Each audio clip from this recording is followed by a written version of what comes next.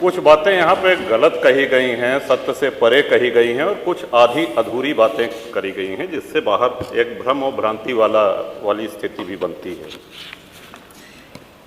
श्रीमान, जैसा कि हमने महामहिम राज्यपाल के अभिभाषण में कहा था कि प्रभु श्री राम की चर्चा सर्वाधिक हुई, बहुत अच्छी बात है। डॉक्टर लोहिया को मानने वाले लोग भी ये मानेंगे कि डॉक्टर लोहिया ने जन सामान्य को भगवान श्री राम के आदर्शों पर चलने की प्रेरणा देने के उद्देश्य से प्रतिवर्ष रामायण मेले का आयोजन किया करते थे। डॉक्टर लोहिया का ही एक ये बयान था कि बाबर, गजनी, गोरी, औरंगजेब लुटेरे थे, रसखान और रहीम हमारे पूर्वज थे। श्रीमान, ये बात यहाँ पे इसलिए कहना आवश्यक हो रही है कि पिछले कई दिनों से हम देख रहे हैं कि माहौल बिगाड़ने का प्रयास हो रहा है। हल्द्वानी तक का उदाहरण दिया गया इस हाउस में। सरकार अपनी जगह पे पूरा प्रयास करती है कि हमारे राज्य में कोई उपद्रव न हो, अशांति न हो, लेकिन कहीं न कहीं एक ये आभास हो रहा है हमको कि माहौल खराब करने का एक प्रयास हो रहा है।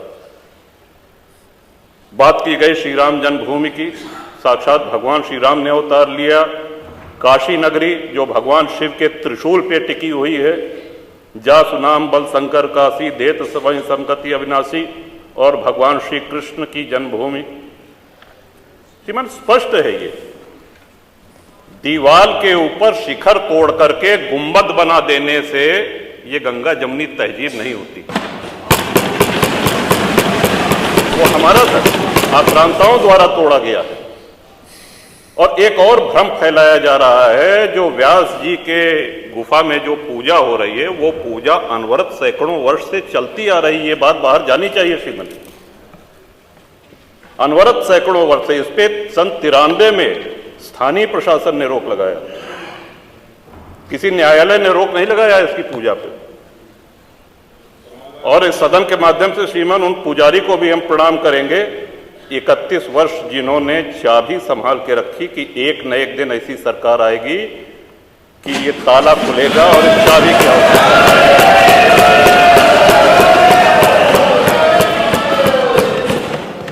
अल्लामा इकबाल, फिर वही होता है कि आधा अधूरा बोल दिए जो है पूरा बोलना चाहिए।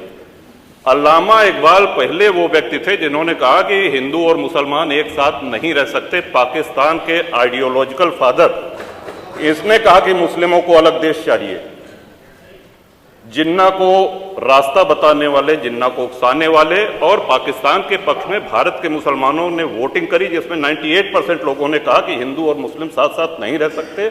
इस बात पे लेकर के बंटवारा हुआ और सारे जहां से अच्छा जो कविता सुनाई गई वो अधूरी है। 2 पंक्ति उसकी हम भी सुना दे रहे हैं कि ए आब रूद गंगा, वो दिन है याद तुझको, उतरा तेरे किनारे जब कारवां हमारा। कि गंगा के वो मैदान तुमको याद है जब हमारा कारवां उधर से आक्रांताओं का कारवां आया था।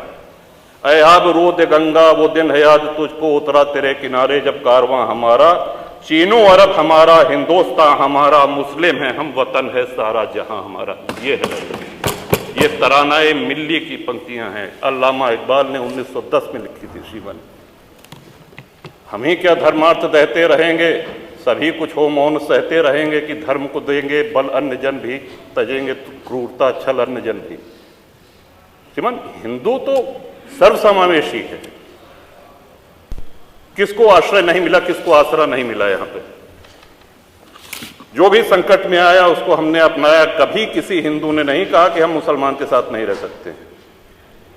उल्टा जब बंटवारा हुआ, धर्म के आधार पर हुआ, पाकिस्तान बना, जो मुस्लिम वहां जा रहे थे, हिंदुओं ने उनको रोकने का काम किया कि आप रहिए हमारे साथ, भाई भाई बन के रहिए।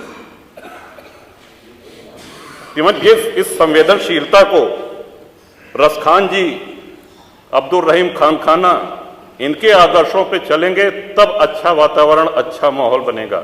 अगर बाबर और औरंगजेब की अनुसरण करेंगे, उनका अनुकरण करेंगे,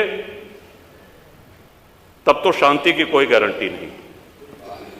मैं फिर से पुनः बधाई देता हूं, इस बजट का समर्थन करता हूं और माननीय योगी जी की सरकार को बधाई देता हूं।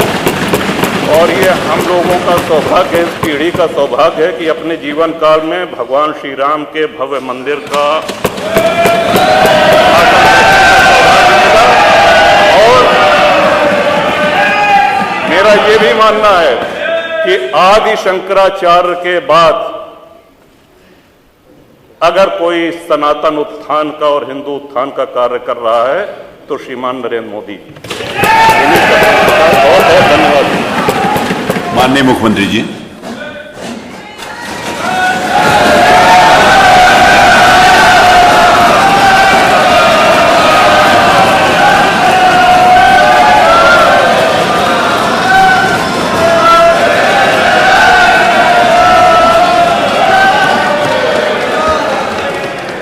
अध्यक्ष जी,